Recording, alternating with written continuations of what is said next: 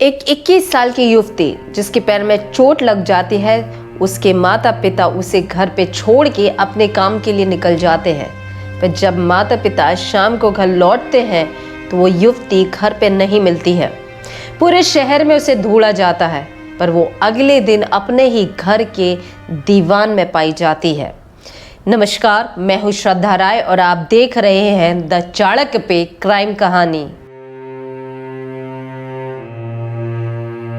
सन 2007 शहर मुंबई के डोंबिवली इलाके में रह रहा हिंदू राव गवारे का परिवार, जिसमें हिंदू राव खुद एक कोऑपरेटिव बैंक में जॉब करते थे। वाइफ कविता जो कि एक स्कूल टीचर, दो लड़कियां जिसमें बड़ी लड़की शीतल जो लंदन में अपनी पढ़ाई कर रही थी और छोटी लड़की स्नेहल जो कि सरदार पटेल कॉलेज से इंजीनियरिंग कर रही थी।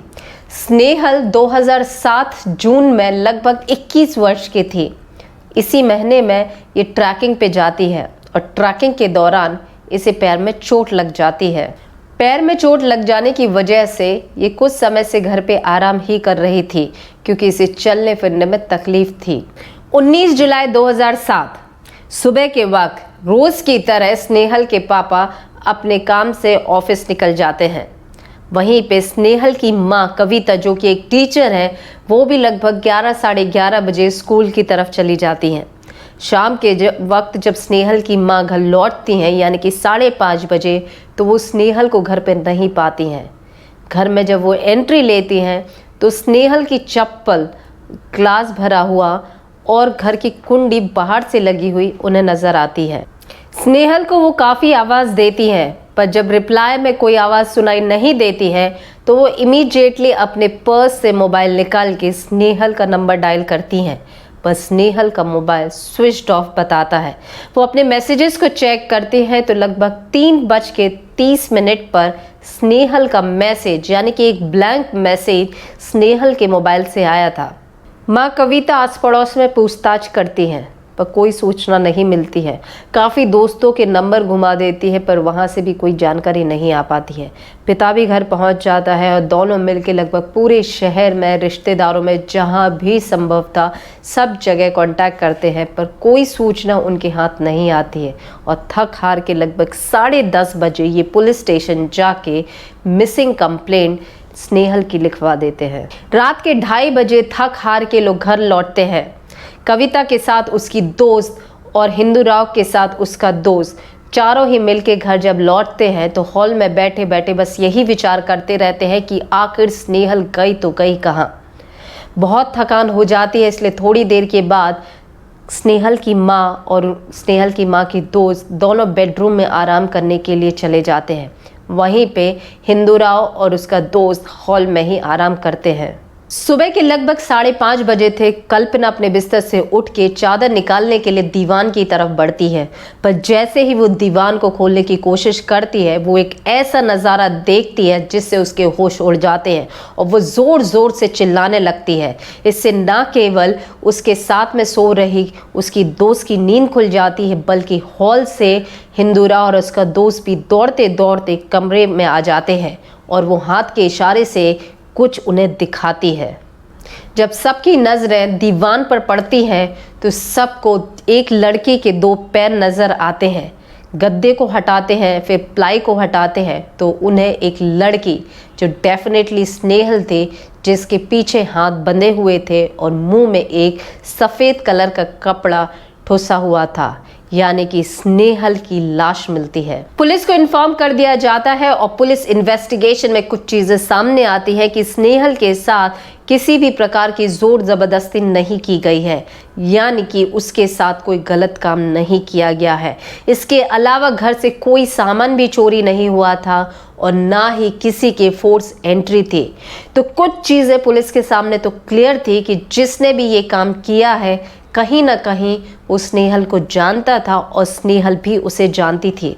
पोस्टमार्टम की रिपोर्ट में भी ये साबित हुआ था कि स्नेहल के साथ किसी भी प्रकार का दुष्कर्म नहीं हुआ है। स्नेहल का गला दबाया गया और दम घुटने से उसकी जान चली गई। मां से पूछताछ के दौरान उनके सामने हीरेन राठौर का नाम आता है। हीरेन राठौर यानी कि स्नेहल का बॉयफ्रेंड, जिसके बारे में कल्पना को पता था। इसीलिए पुलिस अब हीरेन राठौर से पूछताछ करती है। हीरेन, जो कि एक मैनेजमेंट ट्रेनी है, पुलिस इन्वेस्टिगेशन के दौरान पुलिस को ये बताता है कि 2004 में इन दोनों की दोस्ती हुई थी और 2005 में इन दोनों के बीच में प्यार हो गया। इन दोनों के बीच में लगभग सब कुछ अच्छा चल रहा था, लेकिन स्नेहल को हीरेन के दोस्त पसंद नहीं थे। उनके साथ उठना बैठना इसको पसंद नहीं आता था। इसीलिए एक हफ्ते पहले ही इन दोनों के बीच में झगड़ा हो चुका था, क्योंकि वो अपने दोस्तों के साथ कहीं जाना चाहता था, पार्टी करना जाना चाहता था और स्नेहल नहीं चाहती थी कि वो ऐसे दोस्तों के साथ रहे। इसीलिए इन दोनों के बीच में झगड़ा हुआ और इनके बीच में बातचीत बंद हो गई। हालांकि कुछ दिन के बाद इनके बीच में सुलह हो जाती है, पर फिर भी ये दोनों एक दूसरे से थोड़ी दूरी बना के चलने लगते हैं। और वारदात के 2 दिन पहले ही हीरेन के फ़ोन में मोबाइल की बैटरी की प्रॉब्लम आने लगती है। वो लगातार ड्रेन होने लगता है, जिसकी वजह से ये कंटिन्यूसली अपने फ़ोन को बंद रखता था और जब इसे ज़रूरत पड़ती थी फ़ोन लगाने की तभी उस फ़ोन को ऑन करता था। पुलिस जब हीरेन से ये पूछते हैं कि 19 जुलाई को वो कहाँ था, तो वो ये कंफर्म करता है कि वो अपने जॉब पे था और वो अपने कॉलीग्स के साथ में ही था। पुलिस पुष्टि करने के लिए हीरेन के ऑफिस में पहुंचती है। वो सारे एम्प्लॉयज़ यानी कि उसके सारे कॉलीग से जब पूछताछ होती है तो सारे कॉलीग्स ये कंफर्म करते हैं कि हीरेन उनके साथ में ही था। अटेंडेंस रजिस्टर चेक करने के लिए पुलिस मंगवाती है, पर अटेंडेंस रजिस्टर गायब था। काफ़ी छानबीन की जाती है, पर अटेंडेंस रजिस्टर पुलिस के हाथ नहीं आता है। हीरेन के पास से पुलिस को कोई भी ठोस इंफॉर्मेशन नहीं मिल पाती है।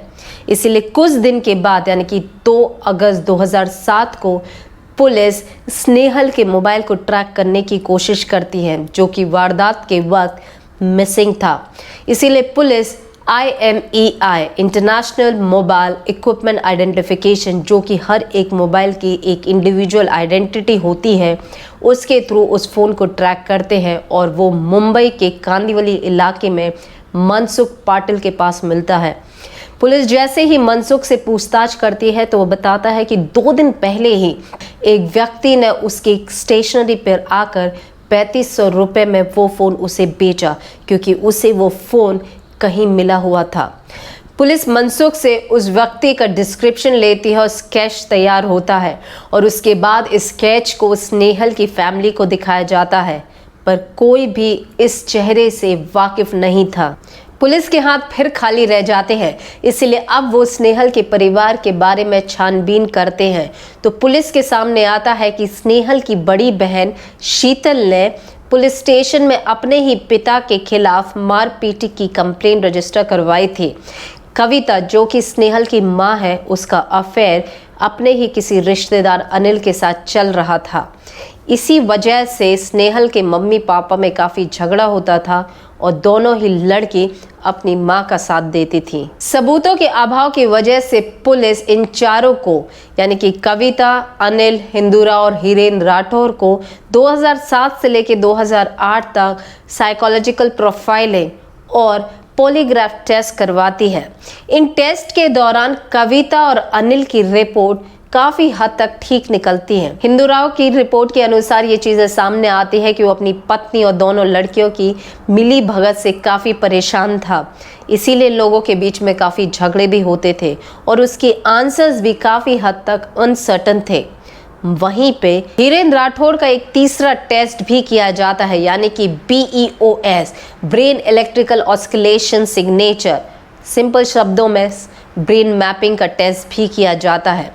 टेस्ट के दौरान वो 2 ऐसे सवाल उसके सामने आते हैं जिसकी उसकी बॉडी और उसके रिप्लाई में काफ़ी डिफरेंस पाया जाता है, यानी कि स्नेहल के साथ जो भी हुआ क्या उसका इन्वॉल्वमेंट था या फिर उसने ही स्नेहल की जान ली है। इन 2 सवालों में ही हीरेन के जवाब डगमगाने लगते हैं, जिससे पुलिस को यह यकीन होने लगता है कि कहीं ना कहीं स्नेहल की जान लेने में हीरेन का ही हाथ है। पर पुलिस के लिए रिपोर्ट ये केवल एक क्लू थी, क्योंकि ये रिपोर्ट के बेसिस पे कोर्ट में ये साबित नहीं किया जा सकता कि स्नेहल की जान हीरेन ने ली है। फिर पुलिस के हाथ कुछ खास नहीं लगता है और 2008 में हीरेन राठौर अपनी MBA की आगे की पढ़ाई करने के लिए यूनाइटेड स्टेट ऑफ अमेरिका चला जाता है। 2007 से ये केस 2010 तक पहुंच जाता है, पर पुलिस एकदम क्लूलेस रहती है, यानी कि उनके हाथ में अभी भी कुछ नहीं था। इसीलिए पुलिस से केस लेके कल्याण की क्राइम ब्रांच को सौंप दिया जाता है और 2010 में हीरेन के पिता की डेथ हो जाती है। इसीलिए अपनी पढ़ाई को हीरेन थोड़ा सा विराम दे के यूएस से इंडिया वापस आ जाता है। इसी दौरान में हीरेन नार्कोटिक टेस्ट करने के लिए तैयार हो जाता है और ये कोर्ट में अप्लाई करता है, पर पुलिस को जैसे ही हीरेन की खबर मिलती है पुलिस उसे गिरफ्तार कर लेती है। पर फिर पुलिस के पास कोई ठोस सबूत नहीं मिलता है। यहाँ तक कि जो रजिस्टर मिसिंग पाया गया था वो भी पुलिस के हाथ में नहीं लगता है और सबूतों के अभाव की वजह से हीरेन को रिलीज कर दिया जाता है। पर अब हीरेन जो नार्कोटिक टेस्ट करने के लिए तैयार हो चुका था वो अपनी एप्लीकेशन को वापस ले लेता है। हमारे भारत देश के कानून में ये प्रावधान है कि अगर पुलिस किसी भी प्रकार का टेस्ट करवाना चाहती है तो वो करवा सकती है, पर परमिशन से, यानी कि सामने वालों की अनुमति बहुत ज़रूरी है। अगर सामने वाला मना कर दे तो पुलिस जोर ज़बरदस्ती नहीं कर सकती है और पुलिस ने ज़बरदस्ती ही बिना सबूत के हीरेन को गिरफ्तार कर लिया था, इसीलिए उसने नार्कोटिक टेस्ट देने के लिए मना कर दिया। 16 साल हो चुके हैं स्नेहल के इस केस को, पर कथित तौर पर आज भी इस केस की फाइल बंद नहीं हुई है। ऐसे अनगिनत केसेस हमारी अदालतों में पड़े हुए हैं जो इंसाफ के लिए इंतजार कर रहे हैं और कहा तो ये जाता है कि कानून के हाथ लंबे होते हैं। नमस्कार।